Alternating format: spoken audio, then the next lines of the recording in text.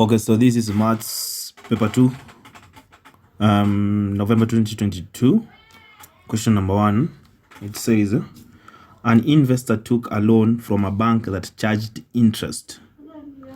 The loan and the interest accrued were repaid in monthly installments, okay?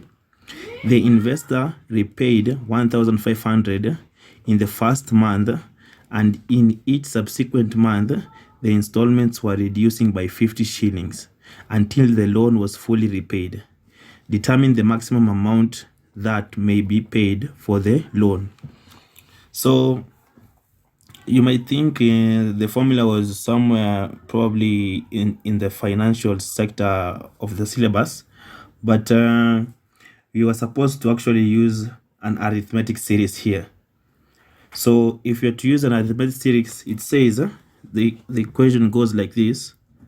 Sum of the series is given by n over 2 2a minus n minus 1 and then d. So let's go over this. What does sum mean? Sum means, which is abbreviated by Sn, is the sum of the series. It's the sum of the series. N is the number of terms. N is the number of terms in the series. A is the first term in the series. It's the first term in the series.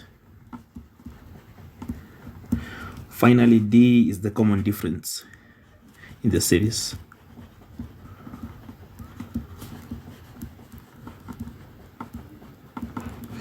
So we have the sum, we have the number of terms, we have the first value or integer in the series, and then we have the common difference. Okay,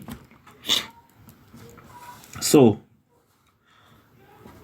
let's go back to the question.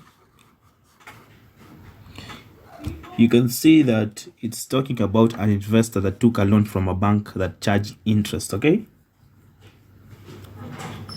and then you can also see the loan and the interest accrued were repaid in monthly installments. Okay, so each month he used to pay a given certain amount. Okay, so the first time the investor was paying, the investor repaid 1,500 in the first month, right?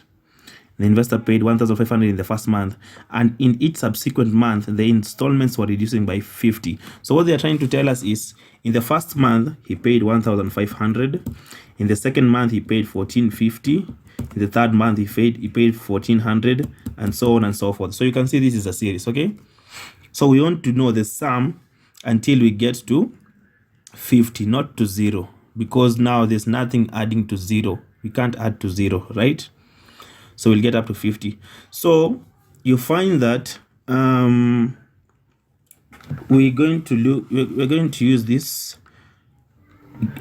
formula: a plus n minus 1 into bracket d is equals to 50. So we are getting up to 50. Okay, so we want to know the number of what? The number of terms. So what we do is, we have a as the first digit, sorry, the first digit here, 1500 plus n, which is the number of terms. We don't know this series goes up to 50 how many times, so we are going to compute that. Instead of writing 1500, 1450, 1400, we are going to be mathematicians, right? And then n minus 1, and then difference. You can see the difference, it's reducing by 50. Like now, if it was a series which was going like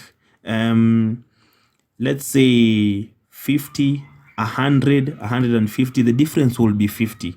Now since it's reducing, the difference is going to be negative 50. Okay, the difference is going to be negative 50. Okay, is equals to 50. Are you together up to there? So what we have here is 1500 minus into bracket negative 50 plus negative 50n, right, plus 50 is equals to 50. Okay, so we do 1500 plus 50n minus 50 is equals to 50. Okay. Hope you're doing great up to there. So the next thing you're going to do is you're going to take, let's see if you've done it correctly. We have a plus n minus 1 into bracket d is equals to 50. We have our first term as 1500 plus an n minus 1 into bracket, and then the d, right? The d is negative 50 is equals to 50. Okay, and then we have 1500.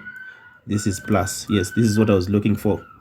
So this is plus into bracket negative 50n plus 50. Okay, so when we open up this, I'm sorry for that mistake, kindly forgive me.